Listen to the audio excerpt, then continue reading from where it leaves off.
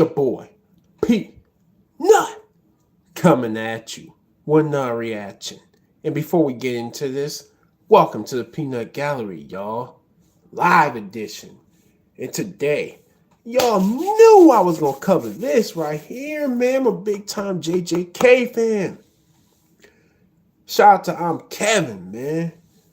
Maki erased the Zenin clan. Enough talk. Let's get into this. Chat, today is a special day. I told y'all the next time you gonna see me is when that Maki episode dropping. Boy, I was not disappointed. Kev, why are you glazing Maki? Maki ain't do nothing, Kev. What did she do to deserve this praise? I see potential. If you need a financial advisor or someone to put your money into stocks, hit me up. Clearly, I understand long-term investment. I can proudly say I was a Maki fan since day one. I'm not a manga reader either, so I was in the mud fighting for my life defending her. I Damn. kept saying, just wait. They're not gonna waste her character. Especially after season 2, when we found out she is dead ass just a woman version of Toji, I knew I had to be patient. And today that patience paid off. Now, before we get to that, let's do a quick overview of the episode last week. It's pretty much explaining the rules of the Culling Games and what their next steps are. I'm gonna go over it to the best of my ability. If I get something wrong, just correct me. Love So, it. Kenjaku, his objective is to force the evolution of mankind throughout Japan. And the way he's trying to do it is by fusing mankind with Tengen. Why Tengen? Well, Tengen is the only one possible this plan can work with. She's immortal, been alive for Okay. over 1,000 years, and at this point is more closer to being a system than to an actual human being. Her role is regulating curse energy throughout all of Japan using barriers, and everyone in the country exists within those barriers, within her influence. So getting to Tengen means getting to the entire nation. Now, previously, this wasn't possible. She couldn't just fuse with anyone. Similar to how Yuji is a rare being who was able to be Sukuna's vessel, Tengen also needs a vessel, the Star Plasma vessel.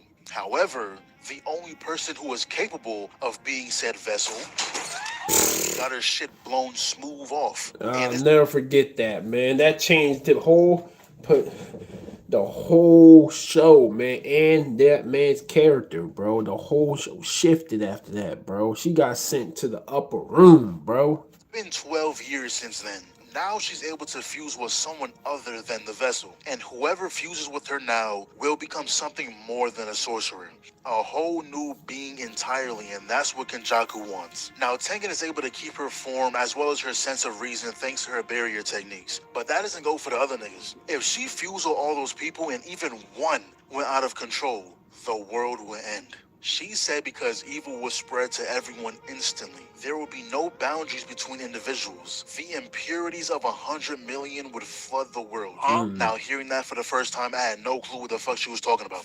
Had to do a little research to make sense of that. So Of basically, course. her fusing with everyone would turn them all into one being. One mind, a single shared existence. One Got you. person feels hatred, everyone feels hatred. Betrayal, sadness, anger, fear, grief, all those emotions stacked up at one time. Now you Right. may be asking, why now of all times? Why is Kenjaku doing all this right now? Tengen goes to explain that the Star Plasma Vessel, a sorcerer with the six eyes, and herself are all connected by fate. Which is why the two That's other times crazy. Kenjaku tried this, he failed. If he killed either one of them, new users will somehow appear when he tried to go through with the plan. However, the third time Toji was a factor. A man with zero curse energy, blessed with a heavenly pact, putting him outside of fate's grasp. So when he killed the vessel, blew her shit smooth off, Kaladi, he disrupted the cycle, breaking fate. That single act is what made Kenjaku's plan possible, and sealing Gojo just gave him extra insurance. And the reason he started the Culling Games to generate a massive amount of curse energy, pretty much preparing humans to be fused with Tengen. And remember how I mentioned there's a lot of rules to the Culling Games? Yeah,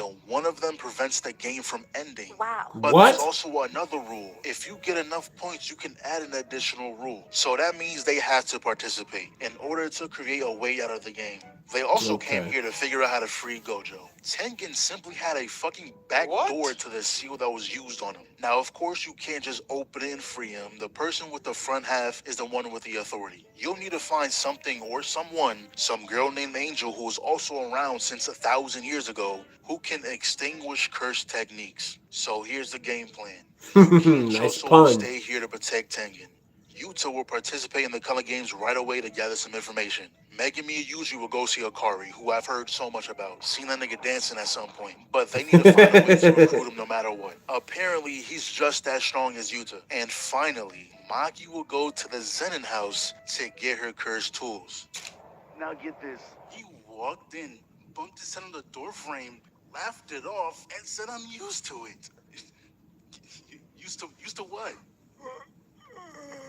What is he used to? 6'7". You're a fucking Oh my disgrace. lord, not the Listen, I'm not trying to 6'7". be a dickhead, but I'm gonna be a dickhead. You're pushing 40. What are you doing out there? I get this is your dream and all, but not everyone should have dreams. This is not for you. You're actually ass. That's one of the worst performances. That's terrible. Somebody telling you it's not everybody should not have dreams, especially you. Yeah, that's downright horrible, bro. Seen in my life. I almost walked on that stage and slapped you for saying that bullshit. So this is Takaba, another one of those characters who I always hear about, but don't know a single thing about him. Anyways, it's about time we get to the meat and potatoes. So she pulls up, Let's and go. of course the first person Have we you some see drink, is Naya. y'all. This dude is carrying misogyny on his back. When you look up the word, his face pops up. He was like, Dan, you can't use Jujutsu, you can't see cursed spirits, and you're trapped. A triple whammy. What is your purpose? just had to walk away, guaranteed nothing positive will ever escape his mouth. Then we get a little flashback of her talking with Megami, and she was like, look, you was made the head of the Zenin clan. Money, cursed tools, info on the big three all within your reach. It'll change how we move from this point on. We see Maki's Pretty mom much. yelling for her to come back. They're forbidden from going down to the armory. And I was expecting a regular size vault. That shit is a 20-story door. Locks and seals keeping it closed. You think the blades of chaos are inside that shit. But all she was greeted by was her dad, with her sister Mai bleeding out on the floor. Yo, this family is fucked in every which way possible. And he's only doing this because earlier, the higher-ups put out a kill order on anyone who plots to free Gojo. So they're using this chance to strengthen their trust by killing Maki, Mai, and Megami. He already cleared out the vault, which brings me to question, how long was he standing here? Does the door just auto-seal itself back up, auto-puts the locks back on? Nah, because now that I'm thinking about it, you had to make multiple trips. You wouldn't have this giant vault just for one weapon. So after you got done hauling everything out of here, you went back inside, closed the door, and just stood in the dark. Bro really think you're the final boss. But she walked and not a single word said. Pulled out that sword and was ready to work, but not gonna lie, maybe he is the boss. Cause when that light went out, Maki broke his sword, so I was like, oh, he's ass. But apparently he's wielding a lightsaber. I apologize for my outburst. I just seen my go get one tapped. And he was saying how he was supposed to be the clan leader, but y'all was so buns. His daughters were so buns that they just did it out we loud. get it. So he chucks them into this room where he keeps cursed spirits. It's only a matter of time before they get devoured. But Mai made sure that wasn't gonna happen. See, her ability is constructing anything using her cursed energy, and she decided to make Maki a weapon knowing she'll die if she does. And the thing about being twins in this world is that Jujutsu doesn't see them as two different people. They're seen as one. No matter how hard Maki trains, the blood, sweat, and tears, none of it matters if Mai herself doesn't also want to be strong. So as long as she exists, Maki will forever be half of what she could be. The one thing she asks of her before she leaves is to destroy everything. Huh? What?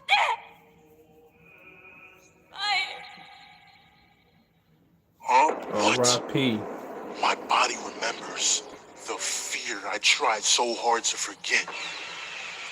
Told me I'll burn you to the... Woo! Ladies and gentlemen, it is time. Damn, his head got cut smooth off. Goodbye. My go has risen. Took the top off that bitch ass nigga's head. Type shit that'll make a grown man cry. I've been waiting so long, so patiently for this moment. She goes up to the top floor dual wielding, and setting these little grunts is so disrespectful. 4 of y'all gone.